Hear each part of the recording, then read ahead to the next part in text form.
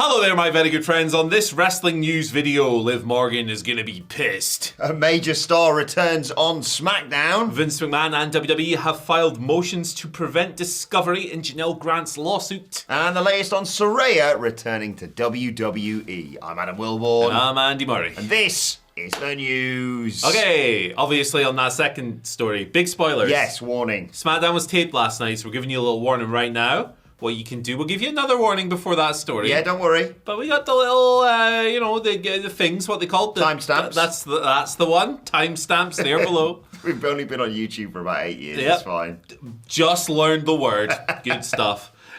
Liv Morgan, she's going to be raging. Oh, she's gonna dear. She's going to be furious. So yesterday we covered the report from, I think it was Body Slam. Yeah, Corey Hayes. That's right. And as Corey Graves' brother, as we Yeah. Hayes, Graves, all the Coreys, they're all there. Shout outs to all of them. But yeah, basically the report was that they're going to put Liv Morgan's half of the women's tag team titles onto Roxanne Perez, and that's exactly what happened on Raw. So they got this bang on the money. Liv is obviously injured. She's going to be out for 6 months. Oof. Duffed her shoulder up. It's rough. It's rubbish. But they have made lemonade after being handed these lemons. It was announced on Raw. Basically, there was a big backstage segment with Adam Pearce. Finn Balor was the instigator in all this. He's a little rat bag, isn't he? Nick Aldis was there as well. But yeah, always the new World Tag Team Champions, by the way. Really good match. Yeah, JD Worth checking out, yeah. JD McDonough and Finn Balor. Watched it live because we're got on a bit of an early Raw last night. We did. I mean, I was in bed by 10, so... You know, live is not an option for me when early is 11. But yeah, Balor suggested that Raquel has worked so damn hard as tag team champion that she should be able to keep it with a new title, a new partner. And Roxanne was his suggestion. He has, of course, been the pot stirrer, the witch, making his potions, the alchemist. He's been trying to get Roxanne in the group. He's been pushing for that. He's been trying to put Roxanne between Dom and Liv and all this stuff. Yeah, it's a Judgment Day story. Of course it involves a woman trying to separate Dom from another woman. That's just how they tell stories in this group. After Pearce and Aldis kind of went, they debated whether or not this was a good idea, and then they officially recognized Perez and Rodriguez as the women's tag team champions. So at the end, however, they said they're going to have to legitimize their reign. They're going to have to defend the belts in a 4-way at Evolution. It is Evolution. Yeah, it is Evolution. Yeah. Against one team from Raw, one from SmackDown, and one from NXT, which is a cool little cross-brand thing. Later on, Raquel was pretty hesitant to accept Roxanne as her new partner. She said that Morgan is already doing rehab and all this stuff. Balor, scootling along, said that rehabbing the shoulder injury is going to take a while, and Rodriguez should remain champion. Yeah. So he's gaslighting her there, basically. Yeah. By going, actually, Roxanne, your Liv's going to be gone a while, you know. So you better embrace this person who's trying to drive everyone apart. This has been kind of the core storyline of the group. Basically, since day one, since they kicked Edge's serious ass out of it, it's always been about subterfuge and schemes. Bringing new people in. New people coming in, and then the existing people getting pissed at this. And then romances and manipulations. Finn Balor gaslighting people because he's a jerk in character. New women's tag team champion Roxanne Perez. Yeah, good stuff. I really like this. I really like the Judgment Day. I love the way they've evolved, as you mentioned, from the dark days of Edge and his big chair. Purple guy.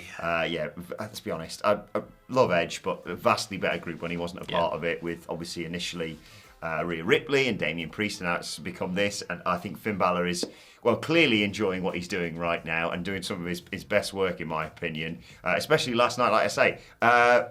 Can't really argue with him. They're dripping with gold right now. Women's and men's tag team titles and the IC title around Dom's waist. I mean, it's all working kind of perfectly for Finn Balor. They're all golded up, baby. And I do like the way that Raquel has been hesitant, but at the end of the day, Roxanne has kind of proven herself. She's sacrificed herself in that fight with Rhea Ripley. She did, and Raquel still lost. Still lost. Yeah. Very effective. An effort was made, but Yeah, I mean, this is just all building, as we've mentioned, from the moment Liv got injured to Liv's eventual return to be like, what the hell's going on here? Why is Roxanne wearing my title and getting off with my boyfriend, probably? Yeah, pretty much. Liv Morgan's already been like, hey, Roxanne, I'm watching you. Yeah. So, stuff is happening. I think, like we've said, we'd love to see more of Liv Morgan still on telly. Depends on how it works with the whole rehab for the injury. But yeah, her grumpily sat there with her arm in a sling or whatever, whilst all the others have got gold around their waist, and Roxanne's like, me and Raquel are kind of best mates now. Yeah, sorry, Liv. See you later, mate. Yeah, and I just really like that development. We spoke a little bit about it. We speculated a little bit about it yesterday as to the tag title match. No word yet, again, on the Bellas being involved in it, but still rumours abound that they will be a part of it, whether they be representing Raw, SmackDown, or NXT. I don't know. It'd be a bit weird, wouldn't it? It's like, we're representing our favourite brand, NXT. Yeah. But, I mean, you've got some great choices around. You've got, like, the likes of Mia Yim and B-Fab and stuff on SmackDown as well that are really enjoyable to watch. And, yeah, NXT has got a whole boatload of really talented women down there. So I wish they hadn't fired Jakara Jackson, because her and Lash would have been amazing in that role. That would have been great. Yeah. Why'd you do that? The Fed?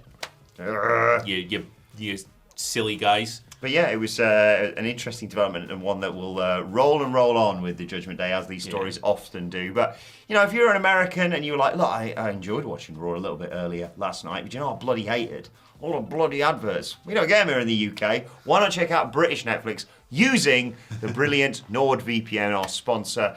Thanks once again to those guys for supporting us. If you want to get your hands on an amazing deal, 76% off and a $50 Amazon gift card. And 4 months for free. And, sorry, I was going to mention the even better bit of the deal. Unbelievable. There's a link in the description. There should be like a QR code on your screen as well. It is a genuinely fantastic deal. And if you're from good old Blighty and you want to see what's the deal with American Netflix, again, you can use NordVPN for that as well. The internet is full of people who want to steal your data and make your life miserable. Protect yourself before you wreck yourself.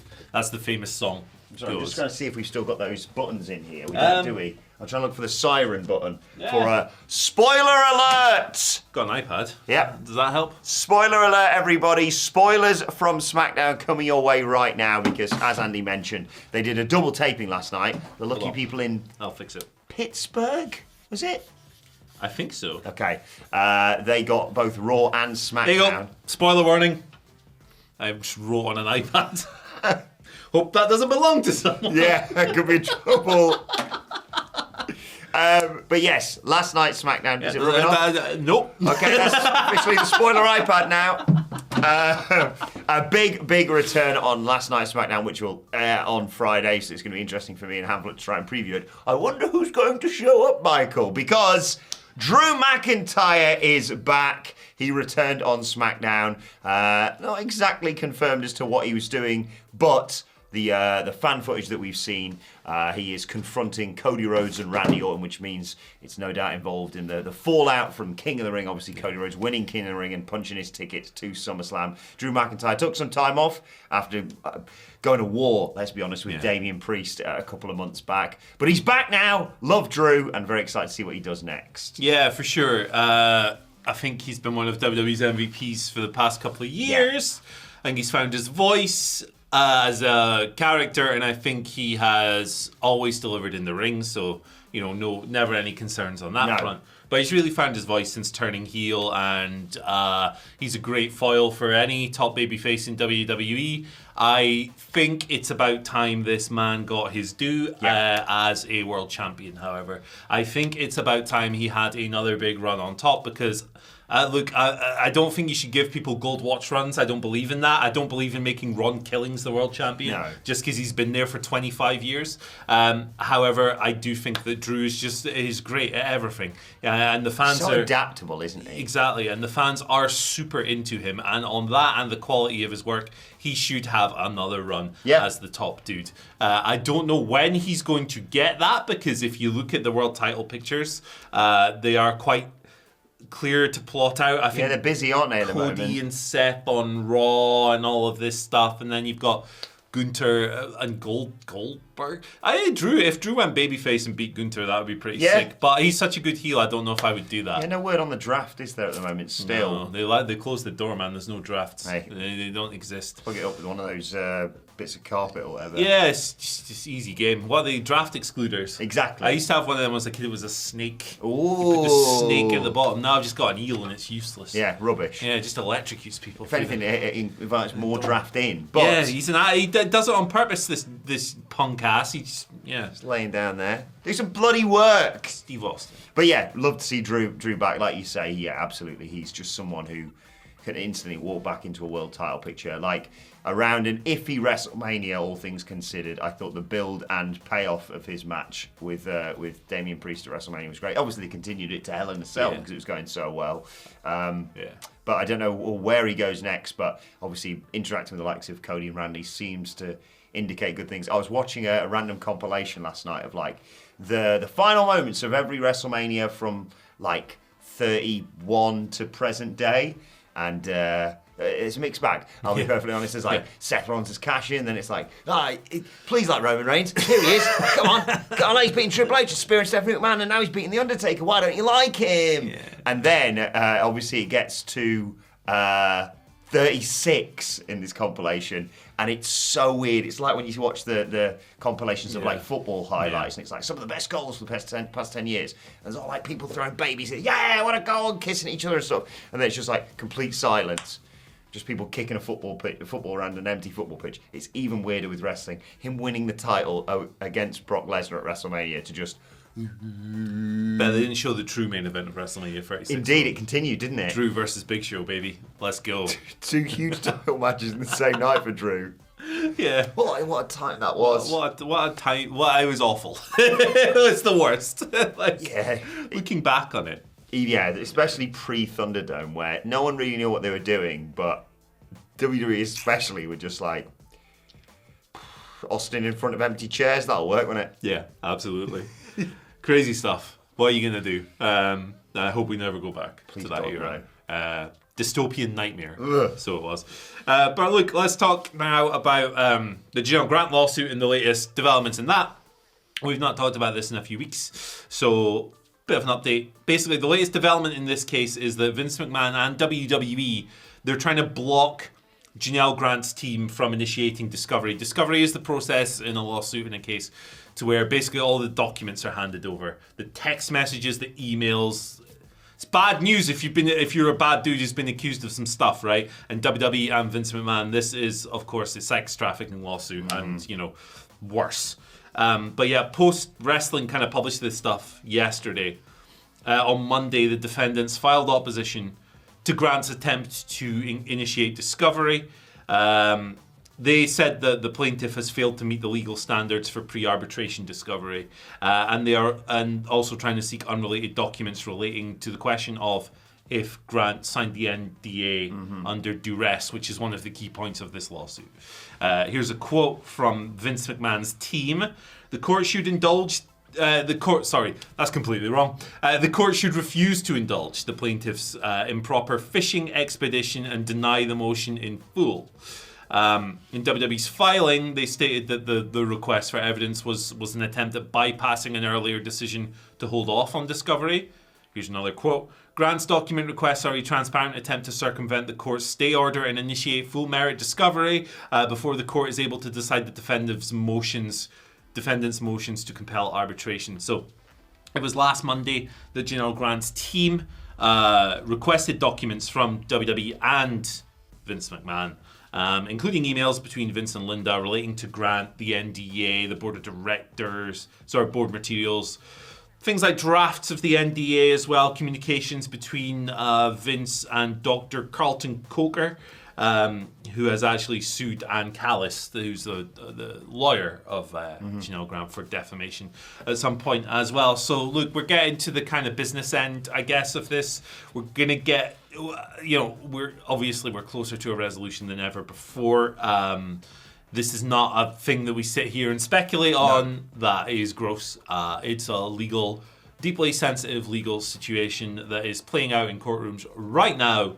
And as soon as there is another major development in this, we'll be here to talk about it. Yes, I don't think my A-level in law quite qualifies me to get into the nitty-gritty of this. Yeah, look, no surprise, obviously, the defence are saying, no, you can't see all these documents, because like you say, it's going to be very interesting if that does go through about what comes out, considering what we already know.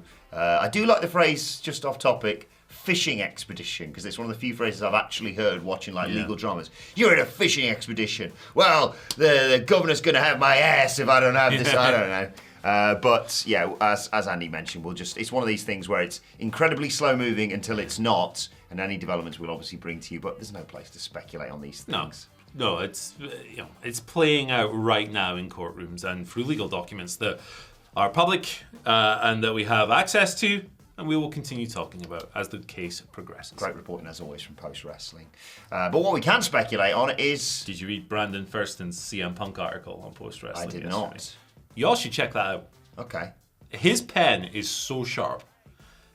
He's so cutting. Is it like he's that, a great writer. Is it like that floaty yellow pen that used to teach you how to write letters back in the day? It's much more emphatic than that. Fair play, Brandon. Letterland ain't got nothing. But Brandon's a really great writer. Is he sort of modern day El Nombre, would you say? I don't know. I know that phrase. Is it a little mouse? Yeah. Teach you how to do maths. I mean, I would not call Brandon kicked my ass. He's trained as a wrestler, so I'm not calling him a little mouse. I reckon I could take him. No, you couldn't. It's a really good article. I mean, unless you get upset at people pointing out things that CM Punk has said and done. And I'm a Punk lifer, fandom-wise. Yeah. But that article is sensational. Interesting debate, CM Punk on our Night of Champions review yesterday as well. So check out the What Culture Wrestling podcast for that one. We get all into Punk life and the subsequent match with Cena over the weekend. Anyway, let's talk about Saraya, formerly known as Paige, of course, returning to WWE. There's been loads of speculation about that at the moment, that she was gone from AEW, but Saraya has been talking to the Orlando Sentinel about a potential WWE return, saying, I haven't had a conversation with them. I always get tagged in everything. As soon as there's a mystery going around, they're like, hey, she's coming back. But no, I love the WWE, but no, she was talking about taking a break from wrestling, basically, and plugging her new memoir, Hell in Boots, which sounds fantastic, by the way. But she says, it feels good to take a little break from wrestling and see the outpouring of love from people saying they want me back. I just want to get my feet wet outside of wrestling for a little bit and take care of myself this year. It has consumed my whole life. All 32 years of my life has been wrestling. So I just want to find myself a little bit outside of it. And next year,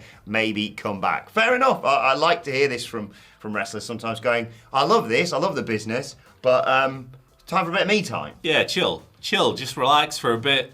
Recharge. It's always going to be open for her, isn't it? I mean, I'd be astonished if she didn't end up making WWE appearances again someday. Paige here. She'll play into that as well. Yeah. I'm pretty sure that's the header on her Twitter. Is it? The page here, the face she did that went viral. She'll probably she can take the piss out of herself. She knows. She's a great GM, I remember back in the day too. She was really good. Got fired. It was like night one, she kicked James Ellsworth out. I was like, hell yeah, brother, let's go. She was also, and then Shane McMahon came along. You're doing a fantastic job, but we've got to get rid of you in this role. What? She's got shafted over time and time again, and she was on backstage as well for a while, right? Off of that, rude, if anything. But yeah, she'll be back someday. She will. Yeah. She can have a chill year, traveling the world, doing her book tours, signings. Yeah, check out the book. Talks, sounds great. All of that stuff. She's probably in a position where she doesn't need to wrestle again for a while, right? And also with the injuries and stuff that she's been through, she probably doesn't want to go and work 50 dates a year. What a nice luxury to have. Let's not forget, that she's been told previously, that's it. You can never do the thing that you grew up doing and love doing. And obviously we've seen the film. Yeah. It's a family thing, this. Yeah. So now having the ability to be like, you know what? When I'm good and ready, I will get back to it. But right now, have a bit of me. Have yourself a bit of me time. Absolutely. Today. I think she deserves a fair bit of slack, yes. Saraya, because I think she gets a lot of weird behaviour attracted towards her. And look, I understand Ronnie Radke. They're not together anymore, but I understand people don't like him. I get it. I don't like him either. I think he's pretty ghoulish. But she's been through a lot, man, and things that were made public that shouldn't have been made public, you know what I'm referring to. Like she's had to deal with the psychological stuff of that, and there's some stuff from her. Just leave her alone for a bit. Let her just chill. Chill. And then when she comes back, just be normal and let her wrestle and stuff. You told wrestling fans to be normal there. Good luck with that one. Hey, we're not. None of us are. I'm not normal. No. We're all some kind of strange. You ever watched the news in the before? world. Yeah. I mean, come on. Freaks on a leash over here. The cornsman of what's your favorite corn song? Is it the one from Woodstock? Yeah, that's the only one I know. Yeah. Are you ready? It's amazing. This Triple H stole that. Corn on the Cob, that's right. Corn on the Cob. They do have a song called Children of the Corn. Did they have Corn on the Cob as a song with 2 Ks in it? I don't think they do, no. That's a Mr. Trick there, aren't they? Corn on the Cob. Feel Miss Silly now, don't you, Mr. Corn? His name's Jonathan Davis. I think he's part Scottish. The Jolly Green Giant himself. That's him. That's him. See? We said we weren't normal. Yeah, they got the laughing cow on drums. Don't get me started.